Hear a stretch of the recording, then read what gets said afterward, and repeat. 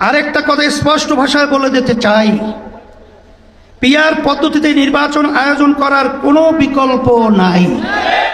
আজকের এই সমাবেশ কি উদ্দেশ্যে, ইতিমধ্যে আমরা গুরুত্বপূর্ণ ব্যক্তিদের গুরুত্বপূর্ণ আলোচনার মাধ্যমে আমরা মেসেজ পেয়েছি।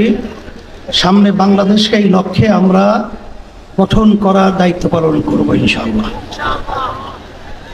সংস্কার, বিচার ও পিআর পদ্ধতিতে জাতীয় নির্বাচন আয়োজনের দাবিতে এবং দেশ ও ইসলাম বিরোধী সকল ষড়যন্ত্র ও চক্রান্তের প্রতিবাদে আয়োজিত ইসলামী আন্দোলন বাংলাদেশে আজকের এই মহাসমাবেশে উপস্থিত বিভিন্ন রাজনৈতিক দলের নেতৃবৃন্দ, ওলামায়ে কেরাম, সাংবাদিক বন্ধুগণ, শিক্ষাবিদ, বুদ্ধিজীবী ও প্রিয় দেশবাসী, সবাইকে আন্তরিক শুভেচ্ছা ও কৃতজ্ঞতা জানাচ্ছি। শুরুতেই জুলাই অভ্যুত্থানে জীবন উৎসর্গকারী বীর যোদ্ধাদের স্মরণ করছি। তাদের শোকাহত পরিবার পরিজনের প্রতি সমবেদনা জ্ঞাপন করছি। আহত ও ক্ষতিগ্রস্ত সকলের প্রতি সম্মান ও কৃতজ্ঞতা জানাচ্ছি। 1957 সাল থেকে শুরু করে 1947 ও 1971-এর সকল যোদ্ধাদের প্রতি শ্রদ্ধা ও সম্মান প্রদর্শন করছি। ভাইরা আমার, দুর্নীতি, দুঃশাসন মুক্ত, সমৃদ্ধ ও উন্নত রাষ্ট্র নির্মাণের জন্য এ দেশের মানুষ শত শত বছর ধরে আত্মত্যাগ করে যাচ্ছে। সুশাসন প্রতিষ্ঠার জন্য রক্তের নজরানা পেশ করে যাচ্ছে।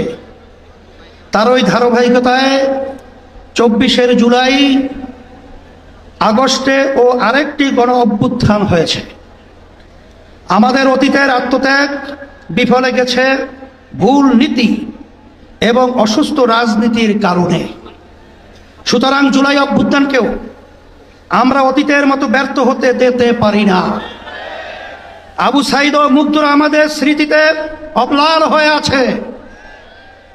আহতরা এখনো ক্ষত বয়ে বেড়াচ্ছে। তাই প্রয়োজনীয় রাষ্ট্র সংস্কার এখনই করতে হবে।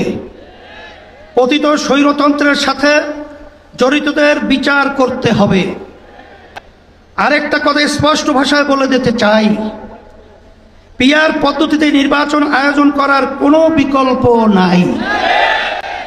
আজকের এই জনসমুদ্র পিআর পদ্ধতি নির্বাচনের পক্ষের জনসমুদ্র।